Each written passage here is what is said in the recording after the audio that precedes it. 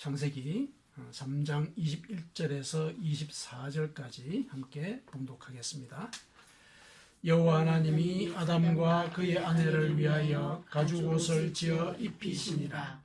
여호와 하나님이 이르시되 보라, 이 사람이 선악을 아는 일에 우리 중 하나같이 되었으니 그가 그의 손을 들어 생명나무 열매도 따먹고 영생할까 하노라 하시고, 여호와 하나님이 에덴 동산에서 그를 내보내어 그의 근원이 된 땅을 갈게 하시니라.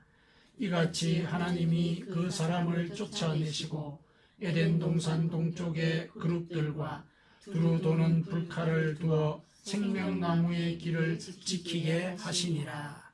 아멘. 자, 우리가 일상을 살면서 우리는 나는 이런 말을 들으면서 살고 싶다, 이런 이제 생각들을 하면서 나는 어떤 말을 좋아할까, 이런 생각들 나름대로 가지고 계실 것입니다. 여러 가지 이제 말들이 있을 것입니다. 나의 취향이나 성격이나 또는 환경에 따라서 이제 그것들이 이제 달라지게 될 것이고, 또 여러 형태가 있을 것인데, 그래서 아마 이것이 모두가 다 듣기를 좋아하는 말이다라고 일반화할 수는 없지만은, 그래도 아마 그런 것들 중에서 딱 두 가지만 고른다라고 우리가 전제를 한다면은 아마도 잘못했습니다, 그리고 사랑합니다, 이 두 마디가 아닐까 이렇게 생각을 합니다. 잘못했습니다라고 얘기하는 것은 이제 새로운 변화를 다짐하는 것이니까, 새로운 미래와 새로운 희망을 이제 품는 그런 말이고, 또 사랑합니다 이렇게 얘기를 하는 것은 이제 서로의 관계가 이제 각자에게 그 존재의 가치를 확장하는 그런 기회가 되는 말이지 않습니까? 그래서 이 두 마디 말은 참으로 누구든지 들었을 때 기뻐할 그런 이제 말일 것입니다.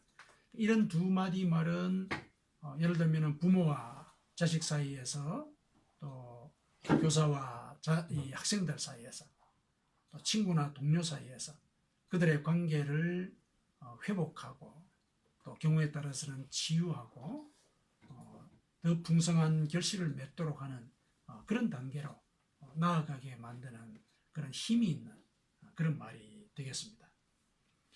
하나님께서도 태초에, 아주 태초부터 그러셨습니다. 태초부터 인간들로부터 이 두 마디의 말씀을 듣고 싶어 하셨습니다. 인간이 하나님 잘못했습니다, 하나님 사랑합니다, 이 두 마디의 말씀을 듣고 싶어 하셨습니다. 우리가 만일에 이 두 마디 말을 자식들로 들었다고 생각했을 때 마음이 참 기쁠 것입니다. 이것을 우리가 생각을 할 때 하나님도 우리로부터 이 두 마디의 말을 들으셨다면 참으로 기뻐하지 않았을까, 이렇게 생각을 해봅니다. 그래서 이제 이 두 마디의 말을 그 말대로 실천하는 그 과정이 우리의 신앙생활에 중요한 근간이 될 것입니다. 하나님의 든든한 보호를 받으면서 또 인생의 목적은 그 목적대로 실현을 하게 만드는 그런 구원의 길이 그 말 속에 들어있는 것입니다. 그래서 오늘 본문을 함께 묵상하면서 하나님께서 기뻐하시는 이 말을 우리가 우리의 삶 가운데서 어떻게 구현할 것인가 함께 묵상해보고 또 실천을 다짐해보는 시간을 갖도록 하겠습니다. 자, 오늘 본문은 이제 최초의 인류가 이제 죄를 짓고서 그것에 대해서 심판을 받는 그 과정이 나오고 있습니다. 이 본문 앞에는 이제 실질적으로 육체적인 이제 고통이 어떻게 임할 것인가, 주의 결과가 여기에 대한 얘기가 나왔고, 이제 오늘의 이 말씀은 이제 그 뒤에 이어지는 내용입니다. 이런 심판을 이렇게 이제 받았다라고 우리가 전제를 할 때, 그 전에 우리 인류는 어땠는가? 죄를 짓기 전에 인류는 어땠는가? 하나님께서 인간을 창조를 하시고 또 창조된 다른 만물 가운데 두셨을 때 그 전부를 보시고 심히 좋았더라. 이 창세기 1장 마지막에 그렇게 하나님께서 심히 좋았더라, 매우 기뻐하셨다, 이런 말씀을 이제 하고 있었습니다. 그 말씀대로 우리는 하나님의 기쁨을 받는 그런 존재였습니다. 보시기에 참 좋았던 그런 존재였다라는 것입니다. 에덴 동산의 모든 것들이 다 갖춰진 곳에서 이 인간들이 여러 고민이나 아무런 고통 없이 잘 지내는 것, 그리고 이 짐승들에게 이름도 지어주고 같이 지내는 것을 보고 하나님은 참 흡족하셨을 것이라는 생각이 듭니다. 그래서 모든 것이 완전한 질서를 이루고 있었고 또 온전하게 보호를 받으면서 창조의 그 목적이 구현되고 있는 그런 단계가 우리가 죄를 짓기 전의 그런 상태였습니다. 그런데 인간은 죄를 짓고 말았습니다. 하나님과 같이 되어서 선악을 알고자 했다. 창세기 3장 5절에 하나님과 같이 되어서 선악을 알고자 했다, 이런 이제 보고가 나옵니다. 하나님께서 금지하신 선악을 알게 하는 나무의 과실을 따먹은 것입니다. 피조물이 창조자와 같이 되고자 한 이제 그런 시도인 것입니다. 그래서 이것을 가만히 생각해 보면 피조물이 하나님과 같이 되고자 했다라는 얘기는 하늘을 정복하려는 그런 시도를 한 것이나 마찬가지다, 이렇게 얘기를 할 수 있습니다. 하나님께서는 인간들에게 땅에 충만하라, 또 땅을 정복하라, 이렇게 땅을 정복하라 이런 얘기를 했지 하늘을 정복하라 이런 얘기를 하지는 않았습니다. 그런데 인간은 하늘을 정복하고자 하는 이런 시도를 한 것입니다. 하나님의 명령을 어기고 배역하는 이런 죄를 저지른 것입니다. 죄라고 하는 것은 바로 이와 같이 하나님의 그 질서를 어기고 하나님의 나라를 파괴하게 됩니다. 이 죄에 대해서 하나님은 심판을 하셨습니다. 그 죄의 결과는 육체적인 고통으로 먼저 드러났습니다. 죽음을 언도받게 되지요. 그리고 해산의 고통과 또 땀을 흘려야만 먹을 것을 얻게 되는 이런 육체적인 이 공고함, 그 다음에 짐승에 대해서는 우리가 그 짐승의 머리를 깨뜨리고 그 짐승은 우리의 발꿈치를 무는 이와 같은 관계를 또 감당을 해야 되는 단계가 우리에게 주어지게 되었습니다. 우리의 타락과 더불어서 이 우주 만물도 함께 신음하는, 바울 사도의 표현에 의하면 함께 신음하는 그런 단계로 떨어지게 됩니다. 이것이 죄의 육체적인 하고 물리적인 그런 결과라고 할 수가 있겠습니다. 오늘 본문은 이제 죄의 그 영적인 결과, 오늘 본문을 가만히 읽어보면은 이 죄가 우리의 영적인 상태에도 영향을 끼친다, 이런 사실을 파악을 할 수가 있습니다. 이 죄라고 하는 것은 태초에 인간에게 없었던 그런 것들을 만들어낸 것입니다. 뭘 만들어냈느냐면은 첫째로 죄는 죽음을 만들어냈습니다. 인간들도 죽게 되었지만은 그 인간들 때문에 짐승들도 죽게 된 것입니다. 하나님께서 이 인간들에게 짐승의 그 옷을, 가죽 옷을 만들어서 입히셨다, 이렇게 보고를 하고 있지 않습니까? 21절에. 그러니까 짐승이 죽은 것입니다.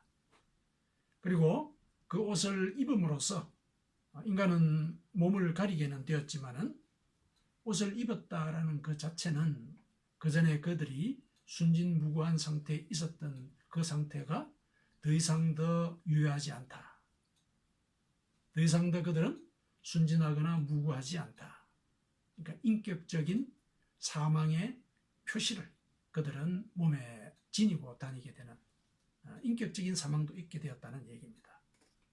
그리고 또 옷을 입혀서 보내셨다는 이 말씀 뒤에는 앞으로 그들 앞에 전개될 그 현실이 죽음과 같은 그런 고통과 고난이 있을 것이다, 이것을 암시를 해주는 것입니다.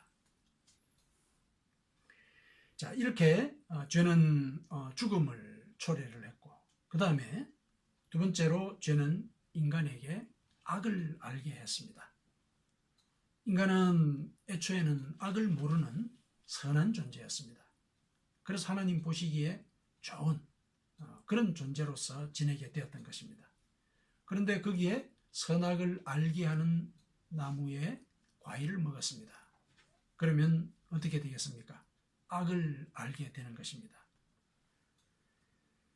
그 악은 어떤 형태로 드러나게 되는 것이냐? 그게 23절에 암시가 되어 있습니다. 그 악이라고 하는 것은 죄를 지은 사람에게는 금지된 그 생명나무의 열매를 따먹고 영생을 도모하는 이런 형태로 드러나게 됩니다. 좀 더 구체적으로 설명하면은 악이라고 하는 것은 하나님께서 금하신 그 금단의 영역, 그것도 넘어서려는 그런 속성을 가진 행위들을 초래하게 된다는 것입니다. 여호와 하나님이 에덴 동산에서 그를 내보내어서 그의 근원이 된 땅을 갈게 하셨다, 이렇게 얘기를 하셨는데, 악을 알고 죄를 지은 존재의 한계가 여기에 설정이 되어 있습니다. 인간은 그 근원이 된 땅을 가는 그 존재로서 나는 결국 땅에 속한 존재라는 사실을 깨달아야 되는 그런 단계로까지 가야 되는 것입니다. 그렇다면 인간은 영원히 살 수 없는 존재입니다. 이걸 알아라는 얘기입니다. 그런데 그가 손을 뻗어서 생명나무의 실과를 따먹고 영생을 얻는다. 이와 같은 것들이 바로 악이라는 것입니다. 악을 알았다고 했을 때 이와 같은 시도가 인간에게 이루어진다라고 하는 것, 이거를 이제 하나님께서 경계를 하신 것입니다. 자, 이와 같이 인간의 범죄는 죽음과 악을 만들어내었고, 또 인간의 육체뿐만 아니라 영혼도 오염시켰습니다. 오염된 존재는 하나님 보시기에 좋았던 그 에덴 동산으로부터 추방될 수밖에 없습니다. 거기서 거주할 수가 없다는 것입니다. 그래서 하나님은 그들을 에덴 동산으로부터 추방했습니다. 바로 하나님의 그 심판하신 말씀이 그대로 실현되는 그런 공간으로 나오게 된 것입니다. 24절에 보니까 하나님이 그 사람을 쫓아내시고 에덴 동산 동쪽에 그룹은 이제 천사의 명칭입니다. 그룹들과 두루 도는 불칼을 두어 생명나무의 길을 지키게 하셨다. 이 말씀을 볼 때 죄라고 하는 것이 하나님과 인간과의 관계를 단절하는 그런 영향을 끼치는 것이구나, 이것을 알 수가 있습니다. 하나님과 인간 사이에 천사들이 배치되어 있고 또 두루 도는 불칼이 거기에 있었다. 이 말은 하나님과 우리 사이에 건널 수 없는 간극이 존재하게 되었다. 인간의 힘으로는 그 간극을 넘을 수가 없는 영적인 어떤 장애가 그 속에 존재하게 되었다. 이 사실을 알려주는 것입니다. 이런 것들을 미루어 볼 때 하나님께서 인간의 그 범죄 상황에 대해서 얼마나 실망을 하셨을까, 이런 사실들도 짐작을 할 수가 있습니다. 자, 이와 같이 에덴 동산에서 인간을 추방하는 이런 결정까지 하신 것을 보면은 죄의 영향이라고 하는 것이, 그러니까 앞으로 이어질 그 죄의 영향이라고 하는 것이 어떤 것일까, 이것을 우리가 짐작을 할 수가 있습니다. 죄를 지은 자가 영생을 누리게 될 가능성을 아예 하나님께서는 차단을 하셨는데, 그 차단하신 그 조처 자체가 죄의 결과가 얼마나 심각한 것인지를 웅변하고 있습니다. 죄 때문에 우리는 하나님과의 그 소통이 어려워지기도 했지만은 하나님의 이와 같은 단호한 태도는 결국 하나님께서 우리가 잘못했습니다, 이렇게 고백하기를 원하는 그런 심정을 일러주고 있다라고 얘기를 할 수가 있습니다. 왜 그런 얘기냐면은 예를 들어서 부모가 자식에게 이제 너하고 관계를 끊자, 이렇게 이제 얘기를 했다고 했을 때 그게 그냥 그 말 그대로 관계를 단절하고자 하는 그런 의도로 한 것이 아니라 자식으로 하여금 그 잘못을 깨닫도록 하기 위한 그런 조처라고 하는 것, 그건 우리는 다 알고 있지 않습니까? 하나님도 실은 그와 같은 심정으로 이들을 쫓아내신 것입니다. 그러니까 그 순간에 아담과 하와가 회개하기를 원하셨던 것입니다. 그런데 이들은 이미 죄를 지었기 때문에 하나님께서 보여주신 그 행동의 의미를 깨닫지를 못했습니다. 죄를 짓기 전에는 하나님과 인간은 서로 소통하는 관계였기 때문에 하나님의 뜻을 잘 알아차렸는데 죄를 짓고 난 이후에는 하나님께서 그들을 쫓아내시는 그 의도가 무엇인지, 심판을 하시는 그 의도가 무엇인지 깨닫지를 못했다는 것입니다. 그래서 회개를 못한 것입니다. 그렇지만은 하나님께서 이렇게 그들을 에덴 동산으로부터 쫓아내는 그 의도 밑에는 그들이 회개하기를 원하시는 그 뜻을 알려주신 것입니다. 그런데 하나님께서 직접 이렇게 얘기를 안 하셨는데 어떻게 인간이 알아듣겠습니까? 이렇게 이제 우리가 반문을 할 수가 있습니다. 그 하나님의 심정을 우리가 어떻게 판단을 할 수 있느냐? 이렇게 봤을 때는 먼저 하나님께서 아담과 그의 아내를 에덴 동산에서 추방할 때 가죽옷을 입히신 데서부터 암시가 되어 있습니다. 하나님은 처벌하시기는 해도 저주하는 마음으로 처벌하지는 않는다는 것, 그게 가죽옷을 입혀서 내보내신 그 행위 속에 암시가 되어 있습니다. 하나님은 심판을 하시되 인간이 감당할 수 있는 조건을 함께 베풀어 주시는 것입니다. 바로 이와 같은 조처 자체가 회개에 대한 암시입니다. 가죽옷을 얻기 위해서는 짐승이 죽어야 하듯이 생명을 유지하기 위해서는 피를 흘리는 노력이 동반되어야 한다. 실은 이 말을 가죽옷을 입힌 그 과정 속에 암시를 하신 것입니다. 죄를 짓기 전이었으면 깨달을 수 있는 그런 내용이었다는 얘기입니다. 그러나 인간은 그 의미를 깨닫지 못했습니다. 그래서 결국 하나님께서는 인간이 깨달을 수 있도록 인간의 언어로 말씀해 주시기로 결단을 하셨습니다. 그게 바로 십자가 사건입니다. 하나님께서 직접 이 땅에 인간의 몸을 입고 오셔서 짐승의 가죽이 되는 인간을 구원의 길로 인도하기 위한 어린 양으로서 제물이 되셨습니다.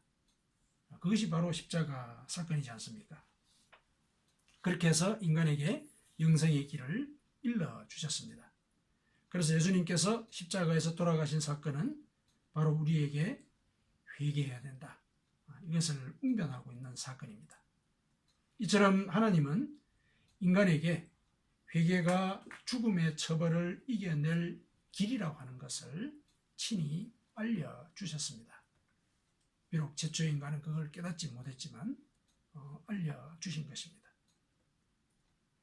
그렇게 본다면은 가죽옷을 만들어 입히신 그 행위 속에 인간에 대한 하나님의 사랑이 녹아있다고 볼 수가 있습니다. 자식을 징계할 때 그 아버지의 심정은 안타깝고 비통합니다. 징계받는 자식을 보고 가슴이 찢어지지 않는 그런 부모가 없습니다. 그러면 왜 자식을 징계를 합니까? 자식이 새롭게 변화되기를 바라는 그 마음이 더 크기 때문에 그 순간 가슴이 찢어지는 그 죽음의 고통을 부모는 감내를 하는 것입니다. 왜 그렇습니까? 부모는 자식이 깨닫기를, 자기의 잘못을 깨닫기를 기다리는 것입니다. 그래서 징계를 하더라도 언제든지 자식이 돌아오면은 깨달으면은 깨어날 준비를 하고 있는 것입니다. 하나님도 마찬가지입니다. 그런데 하나님은 먼 거리에서 그저 우리를 지켜보고 계시는 것은 아닙니다. 그 비통한 마음은 스스로 제물이 되고자 하시는 그런 결정으로 드러났습니다.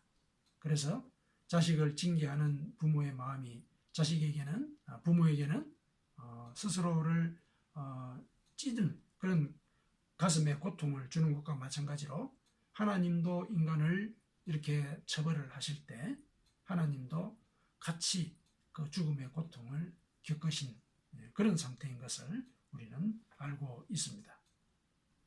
왜 이렇게 얘기를 하느냐?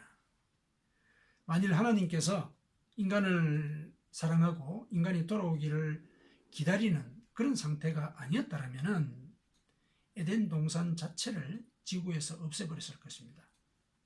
그것이 오염이 되었기 때문에 더 이상 더 필요 없다 하고 없애버리셔서 인간이 다시 돌아올 그런 가능성에 대한 암시 이런 것들조차 아예 삭제를 하셨습니다. 하셨을 겁니다. 그런데 하나님은 에덴 동산은 그대로 두셨습니다. 무슨 얘기입니까? 에덴 동산 동쪽에 천사들을 배치하고 또 두루 도는 불칼로 입구를 차단하기만 하셨지 에덴 동산을 없애지 않으셨습니다. 그러니까 지금도 에덴 동산은 있는 겁니다. 인간의 눈에 보이지는 않을 뿐이지 실제로 실제하고 있다는 것입니다. 왜 이렇게 하셨습니까? 하나님은 인간을 기다리고 계신 것입니다. 악을 지닌 채로 생명나무의 열매를 먹어서는 안 된다. 그 결정에 따라서 그들을 추방한 것이기 때문에 인간이 악을 깨닫고 악을 버렸을 때는 원래 에덴 동산을 만드신 그대로 그곳에서 인간이 생육하고 번성할 복을 누릴 수 있도록 여전히 그 기회는 갖고 또 인간에게 알려주신 것입니다.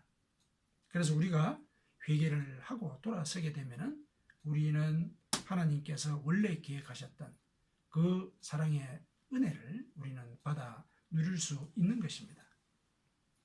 그렇다면 하나님께서 인간에게 회개하라고 이렇게 말씀을 하신다면 그것은 바로 우리에게 사랑한다라고 말씀하는 것과 같은 것입니다.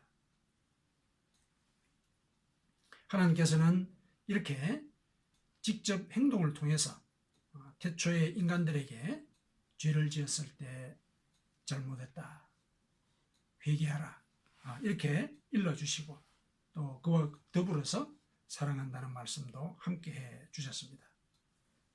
하지만 인간은 죄를 지은 이래로 하나님의 뜻을 분별하지 못했습니다. 인간들은 죄를 지은 후에 눈이 밝아졌다 그랬습니다. 근데 눈이 밝아졌을 때 그들은 자신이 벗었다는 사실을 먼저 깨달았습니다. 그래서 그들은 무화과 나무잎을 엮어서 치마를 만들어 입었습니다. 이렇게 치마를 만들어서 자기들의 몸을 가린 것은 그들이 더 이상 더 순진하거나 무고하지 않다 하는 것을 스스로 인정하는 그런 행위입니다. 그래서 이 이후로는 하나님과 직접 소통하는 것이 불가능해졌습니다. 하나님처럼 되고자 했던 시도가 오히려 영혼의 분별력을 흐리게 만들었던 것입니다. 그래서 인간들은 하나님께서 행동으로 웅변하셨던 그 두 마디의 말씀, 아마 죄를 짓기 전이었으면 명백히 알아들었을 그 말씀을 깨닫지 못했습니다. 하나님은 인간들이 이 말씀을 깨닫기를 원하셨습니다. 그래서 인간의 몸을 입고 이 땅에 오셔서 인간의 언어로 그 말씀을 일러주기로 결정하셨습니다. 예수님을 통해서 직접 우리에게 육성으로 들려주신 것입니다. 예수님은 복음을 전파하면서 제일 먼저 뭐라고 그러셨냐면은 회개하라, 천국이 가까이 왔느니라 이렇게 말씀을 하셨습니다. 회개할 것을 먼저 말씀을 하셨습니다. 그리고 난 뒤에 가난한 자, 병든 자, 압제받는 자 이들을 구원을 하시고 인간을 죄로부터 영생의 길로 인도하는 길을 안내를 하셨습니다. 이같이 사랑을 베푸셨습니다. 하나님께서 사랑을 먼저 베푸신 것은 우리로부터 사랑한다는 고백을 받고 싶어 하셨기 때문입니다. 그리고 사랑한다는 고백이 무엇이냐 라고 이렇게 얘기를 물어봤을 때를 대비를 해서 하나님은 나를 사랑하는 것은 바로 내가 너희들에게 일러준 말을 지키는 것이다. 사랑의 고백의 내용까지도 친히 일러주신 것입니다. 요한복음 14장 21절에 이렇게 예수님은 직접 말씀을 하셨습니다.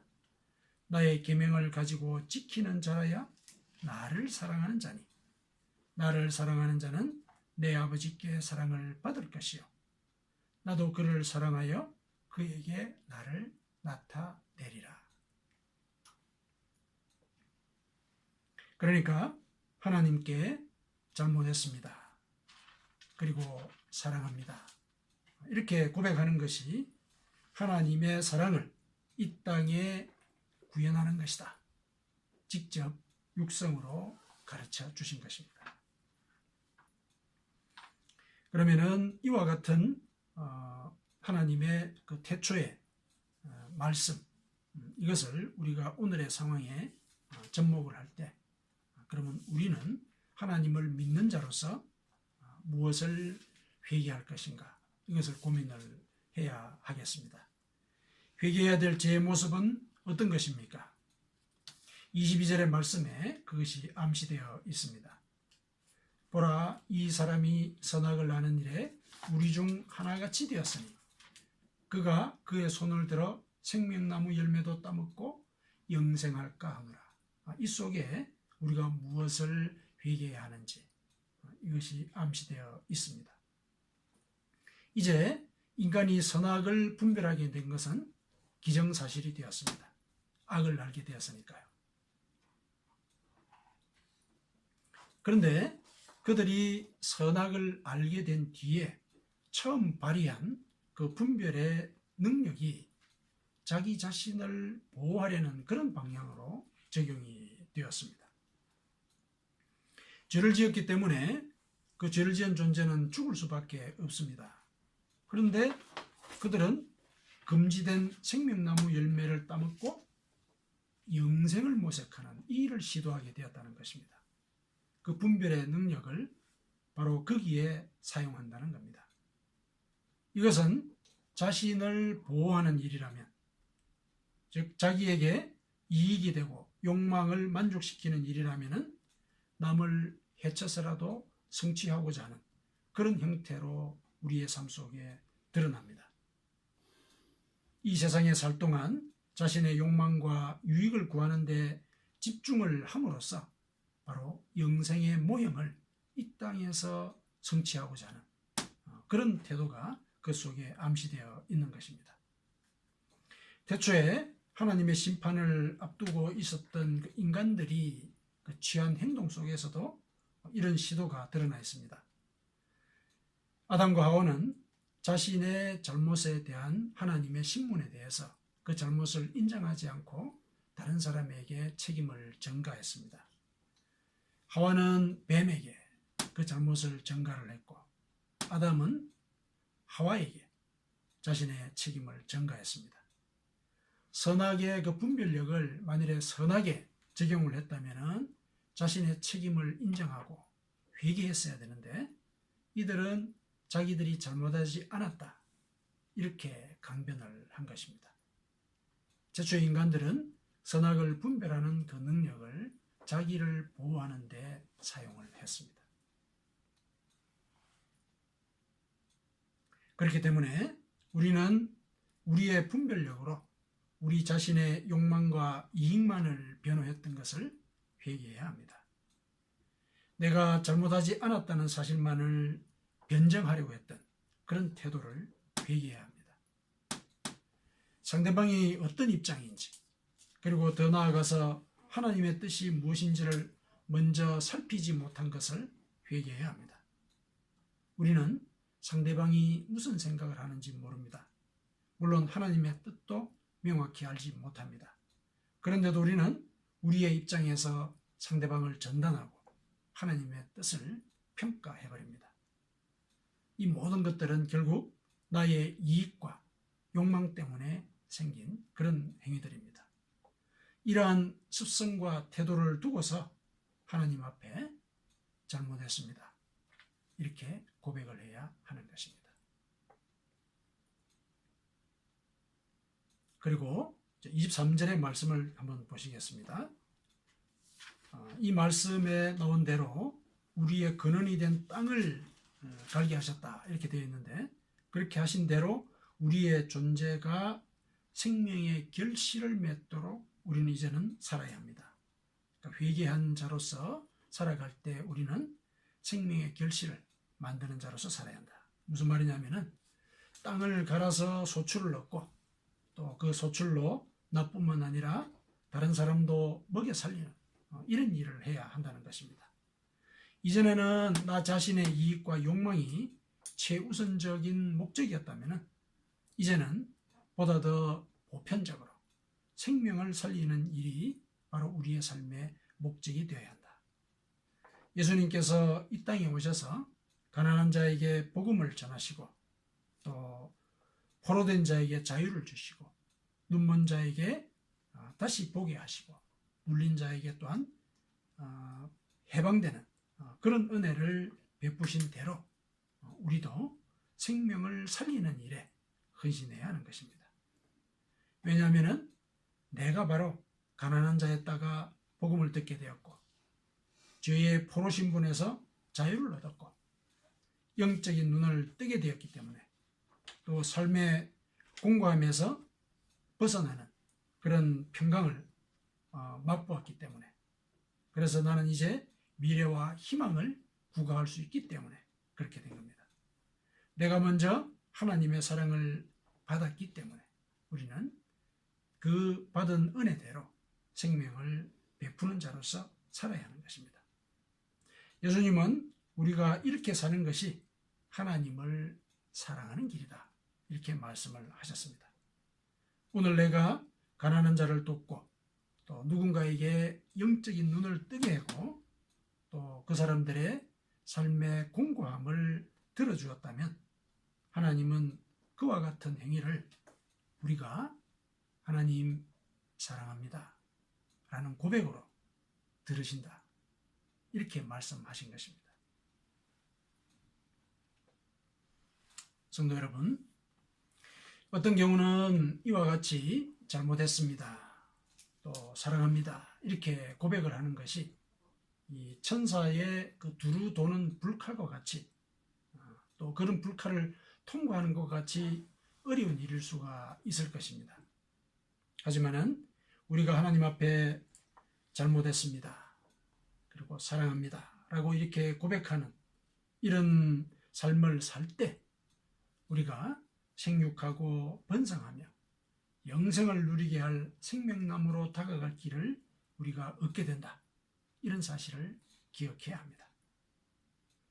하나님의 구원의 계획을 믿는다면 저와 함께 따라하십시다. 하나님 잘못했습니다.